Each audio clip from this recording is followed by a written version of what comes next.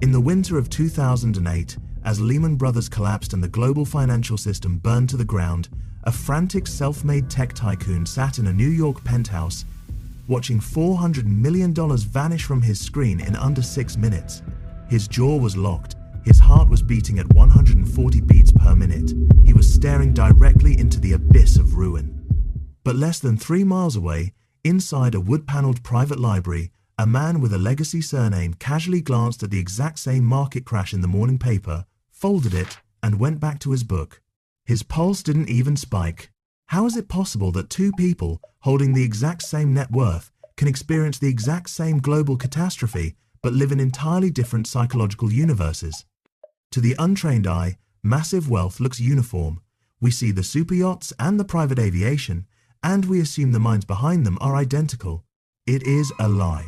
There is a vast, unbridgeable chasm between the person who made a fortune and the person who was simply born inside of it. Today, we decode the subtle, deeply ingrained micro-habits of the untouchable elite, the ones whose fortunes were not built, but given. And by the end of this video, you will look at the people around you entirely differently, because the signs of true, centuries-old power are never found in what they show, but in what they hide. When wealth is freshly earned, it acts as a tool of social validation. The self-made creator, running on the volatile energy of the grind, wants the world to know they have arrived. Therefore, new money screams. It wraps itself in massive gold-plated logos like armor, desperate to prove it belongs in a room it only recently gained access to. But old money whispers, or rather, it doesn't feel the need to speak at all. Watch the luggage at a private terminal. The air rarely carries the flashing luxury brands of the current commercial season. Instead, you will see a piece of scuffed, decades-old leather, handmade by a silent family of artisans in Florence 50 years ago, bearing the faint, elegant initials of a grandfather.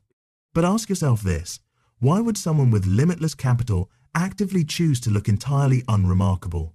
Because when you have never known the threat of being poor, you feel absolutely no impulse to look rich. To the heir, wealth isn't a trophy. It is the default setting of the universe. This difference in psychology changes their relationship with reality itself.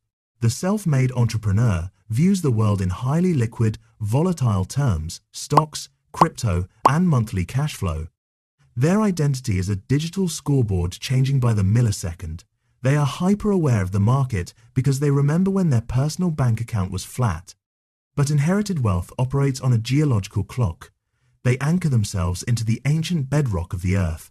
They don't boast about a hot tech stock at dinner. Instead, they make casual reference to the compound or the house in the valley that has been in the family since the local railway lines were first laid down.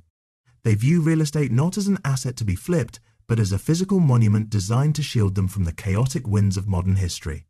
But what happens when this absolute insulation from reality goes too far? What happens to the human mind when the evolutionary pressure to survive is completely removed from birth? This is where we uncover the first terrifying twist of inherited privilege. We look at this absolute freedom and we envy it. We assume that a life without financial survival is the ultimate utopia, but psychology tells us a much darker truth. When human ambition has no financial target to hit, it doesn't just rest, it mutates. The ultimate luxury of old money is not the assets they own.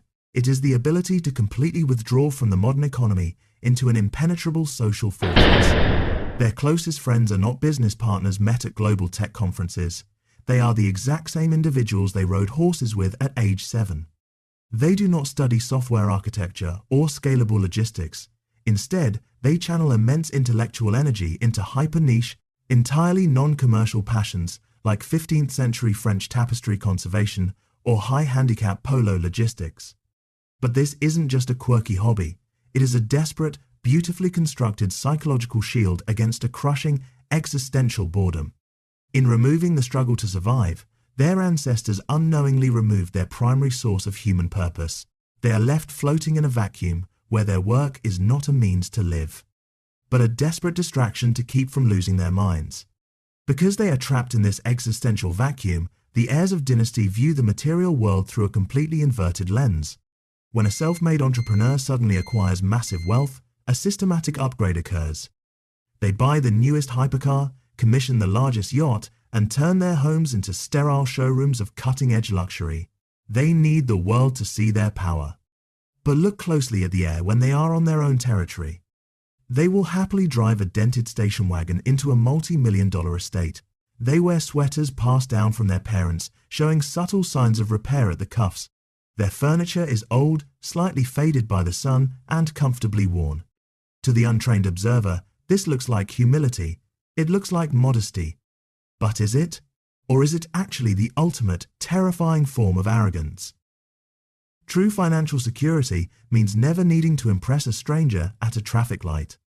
They value comfort infinitely over optics because their status was permanently cemented before the manufacturer of those hypercars was even founded.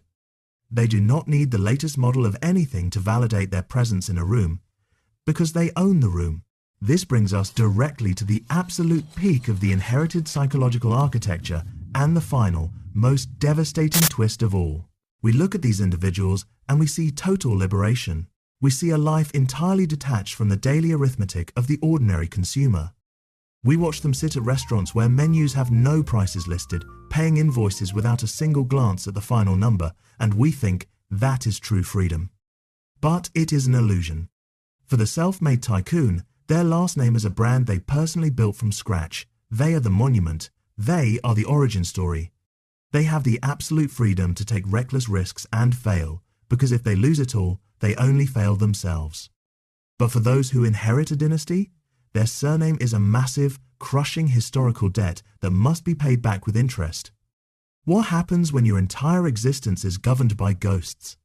Every major life decision the heir makes, the schools they choose, the people they marry, the locations they live in, and the way they raise their own children is run through an invisible, perpetual psychological filter. What would the family think? What does the name require? Their immense wealth is not an instrument of liberation. It is a beautifully designed golden cage. They are bound by ancient traditions and rigid expectations. They carry the terrifying, silent responsibility of ensuring they are not the specific, broken link in the chain, the generation that stumbles, fails, and loses the empire that took centuries to build. The entrepreneur has the joy of writing their own story. The heir is merely a servant tasked with not ruining the final chapter.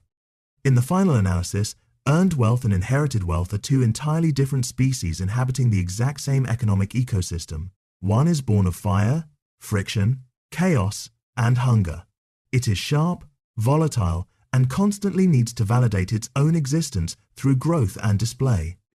The other is cultivated in the quiet, dark, climate-controlled greenhouses of history.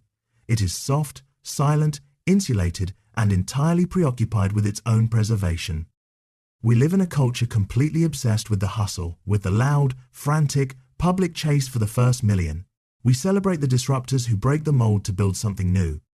But the next time you see someone moving through the absolute chaos of the modern world with an untouchable, serene calmness, look a little closer at the details. Notice the scuffed leather, the vague profession, and the quiet comfort of their silence. You might just find that you are not looking at a person who won a modern race, but rather the latest, elegant chapter of a story that began centuries before they were even born. If you could choose, would you rather be the architect of your own fortune, bearing the scars of the grind, or the steward of a golden cage, carrying the weight of a legacy? Let me know your thoughts in the comments below. I read every single one. If you appreciated this deep dive into the psychology of power, hit the subscribe button and turn on notifications. Thank you for watching, and we'll see you in the next chapter.